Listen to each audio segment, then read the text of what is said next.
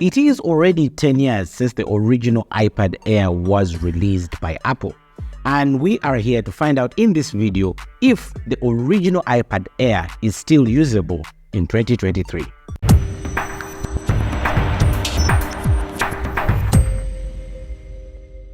What's up? Welcome to Tech Select. My name is Linus, and in today's video we are talking iPad Air. Now, the original iPad Air was released by Apple in 2013, and by the time it was released, it was one of those devices that was changing the landscape. It was thinner, lighter, more performance than the original iPad. It had lots of cutting edge things. Now let's just have a quick revise of the specs that the iPad Air did come with when it shipped off the line and still has right now. So in my hands is the original iPad Air from Apple, and this here is a 9.7 inch tablet right there with a 5 megapixel teeny tiny camera at the back. It boasts 1 GB of RAM and an 8820 mAh battery. Now this is a lithium polymer battery right there in this device. Cutting edge technology for back in the day, but in modern day and ages, the newer iPad models that have come out are way faster, having lots of crazy specs, lots of RAM. This has only 1 GB of RAM right there, and of course this is the A7 chip, where I think on the A12 or something even way more than that. But having the A7 chip and 1 GB of RAM, we want to see, does it still hold water in 2023? Now let's start with number one. Why would you be buying an iPad Air original in 2023? Now, one is the costing. As of right now, the iPad Airs original, the Mark 1 version of them are at an affordable rate. So there's a big price drop, as you know, they are easy to get. And then also when you compare them with Android tablets from the time, you're still getting really great device right here. The design is just awesome. You have this aluminium or aluminum, depending on where you are. Shell shades, the shell over there is really nice. It feels good, feels premium. And to the layman who doesn't really know the Apple devices so much, if I were working on this and you found me reading my articles and what, you wouldn't really know what generation of iPad it is. But of course, also when you add the fact that it has this big 9.7 inch display that has a really good resolution of 1536 by 2048 pixels, it does actually give a good experience. I've been using this to read so many books, novels, and a lot more, and I must say, compared to the competition from Android, if you look at like an Android tab from this generation, there's a lot missing. So that there is a good reason for you to actually pick up one in this modern day and age. So the design has held water up to now. It still looks really good, still feels good in the hand. It looks good to the eye when you're reading. The resolution is beautiful. The colors are very nice in this particular iPad. So that's some of the reasons why you can actually get to pick up one of them in this particular year. Another reason why you would pick up the iPad Air Mark 1 is the battery in this. Now, I talked about this earlier. This is 8820 milliamp hour lithium polymer battery. This thing will actually last you a really long time. I've sat on this iPad here reading a book, and it actually did manage to last me about 2 days. I was reading books, listening to music, and occasionally watching some movies on here, and the battery held up really good. And I must say, of course, you're buying this mainly on the second-hand market. Just make sure that the previous person you had, the previous owner, maintained it well. They didn't really overuse it. And of course, try to buy one that doesn't have lots of dings and bangs and all that. So I particularly got one that is still really looking good. Still basically looks almost as good as new, and that feels really great right there. So the build quality feels nice. The weight ratio to it is also really good, and generally as a tab, compared to me buying from the competition, the Android competition, I believe this here is something really great.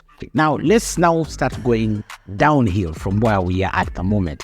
Now, this particular iPad Air still runs the iPad OS, which is 12.5.7. Now, this creates its own layer of problems, because with this version of the OS, you will literally have very few apps that you can get. So now we're looking at the downsides. That's why this year becomes quite a tough sell in 2023.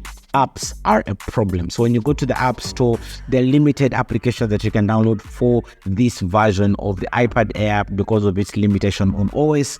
So it always asks for when you try to tap on an application to tell you it's for a higher OS version. And this actually is one of the things that I do not like about the ecosystem of Apple, forcing people to actually, upgrade their devices. Because if you notice, if you have a newer model, let's say Apple device, and you install that app on that particular device, when you log onto your Apple ID on this older device, you can download the older version of that app you want that works on this iPad. So that means the apps are actually there on the App Store, but for some reason they just don't allow you to install them natively. That to me is really, really so annoying. So if you want to get apps on your older like iPad Air, like this one, which is the Mac 1, and you really, really want to use it, and you want to have most of these applications for you to use, if let's say it's not available on App Store for you, what you can do is get a newer Apple device that's on the latest OS, be it an iPhone or another iPad.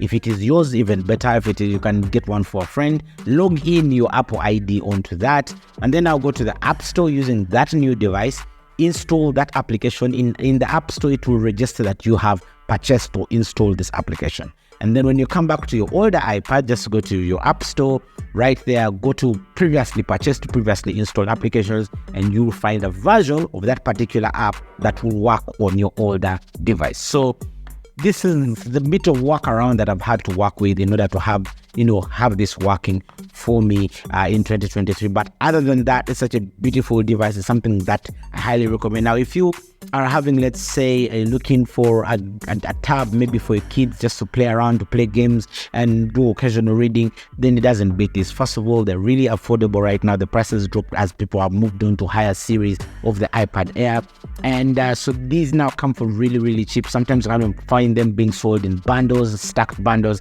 and you just get to buy and have very many devices. So based on how much you can buy this for, it doesn't really hurt you so much if the kids spoiled it as compared to buying a new modern iPad or Android tab and have it destroyed and you really feel it pocket-wise. Now, I'm still looking at the downsides of the iPad Air Mac 1 in 2023.